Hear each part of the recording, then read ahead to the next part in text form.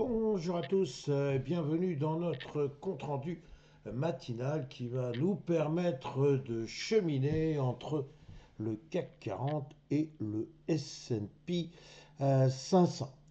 Alors peut-être que cette semaine il va y avoir un peu plus de rififi, si je peux m'exprimer ainsi, puisqu'il y aurait un espoir de voir enfin ce fameux shutdown se terminer. Il faut quand même être prudent, il s'agirait que d'un accord provisoire. Bref, on va revenir sur tout ça, mais c'est susceptible de pouvoir donner un nouvel élan pour des indices qui manifestement étaient en roue libre toute la semaine dernière. Alors, commençons sans attendre avec notre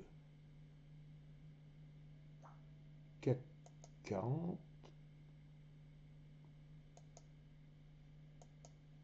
Le voici. Le voilà. Donc j'ai titré qu'il y avait un gap rempli. Tous ceux qui me suivent tous les jours, et je les en remercie, eh bien ils ont vu que je n'arrêtais pas d'évoquer ce fameux gap, ce gap que l'on retrouve ici, bien sur le graphe, avec, vous voyez, cette ellipse en rose et cet écart entre cette bougie ici et cette bougie là. Alors, on a fait un record historique, on s'en souvient, après ce fameux gap qui était l'expression d'une impatience grandissante de la part des acheteurs. Tout le monde voulait prendre des risques. Bref, il y avait une volonté de rattrapage du CAC 40 qui, rappelons-le, était totalement enlisé avec une situation politique et économique qui effectivement a freiné toutes les ardeurs des acheteurs. Et puis d'un coup, on s'est dit qu'après tout, bon, allez, peu importe, les mauvaises nouvelles étaient bel et bien inscrites dans les cours, il fallait rattraper en quelque sorte les grands frères américains. Je rappelle que le S&P 500 pendant ce temps-là, eh bien, il enquillait les records et c'était record après record et notre CAC 40 était à la traîne. Donc, il y a eu un beau rattrapage et dans la foulée, un record historique à 8271. Depuis, c'est une très lente érosion qui effectivement a pris de l'ampleur, notamment vendredi, où l'on voit cette bougie rouge qui vient avec sa mèche inférieure attaquer le support des 7950 points, un chiffre bien rond, mais ce n'est qu'une mèche inférieure, ce qui veut dire qu'il y avait des acheteurs qui ne voulaient non plus laisser complètement faire. Ce n'était pas la panique. Le CAC 40 a perdu que 0,18% et il a bel et bien comblé ce fameux gap.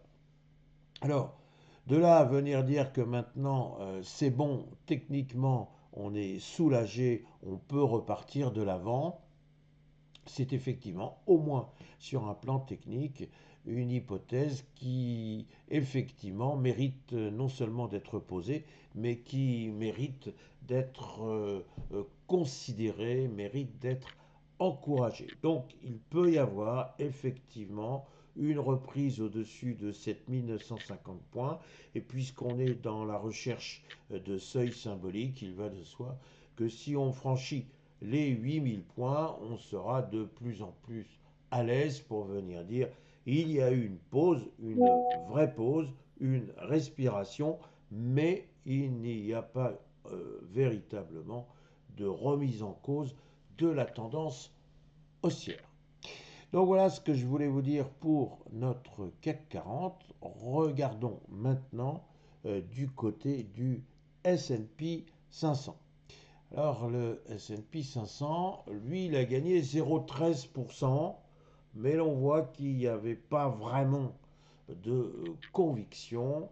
Et jeudi, il y a eu une cassure un peu préoccupante du support des 6770 points, mais on a effectivement, un peu avant le CAC 40, comblé le gap que l'on voit ici.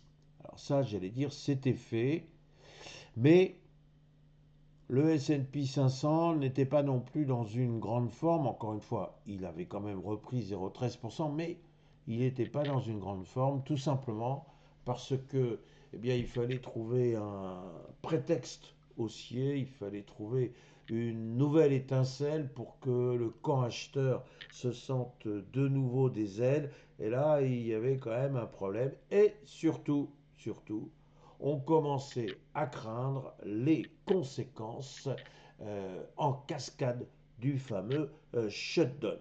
Et la première des craintes venait des aéroports, venait du trafic aérien, dans la mesure où beaucoup de contrôleurs disaient quelque part, bon, on a bien voulu attendre un mois, c'était pas très grave, on n'était plus payé, mais c'était pas très grave.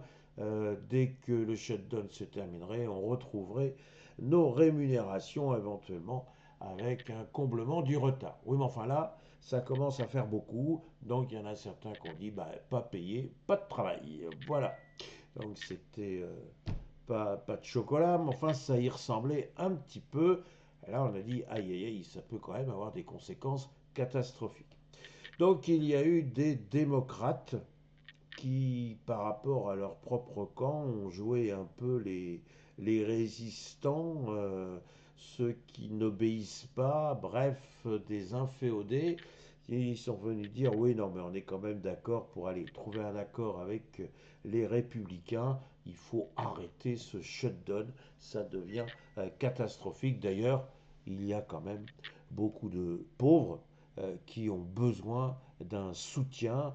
En gros, il faut quand même qu'il y ait le minimum pour pas laisser les gens mourir de faim ou mourir de froid. Alors, sans aller jusqu'aux grandes catastrophes, il y avait quand même une prise de conscience de ce que ce fameux shutdown ne pouvait pas s'éterniser. Alors, il semblerait qu'il y ait un accord qui consiste à dire, bon, on se fait un espèce de budget provisoire, on le fixe jusqu'au mois de janvier, et au mois de janvier, il faudra cette fois qu'on ait un véritable accord pour trouver des fonds et régler ou essayer de régler ce problème du déficit budgétaire. Alors voilà où on en est, et ça c'est de nature à favoriser le camp acheteur.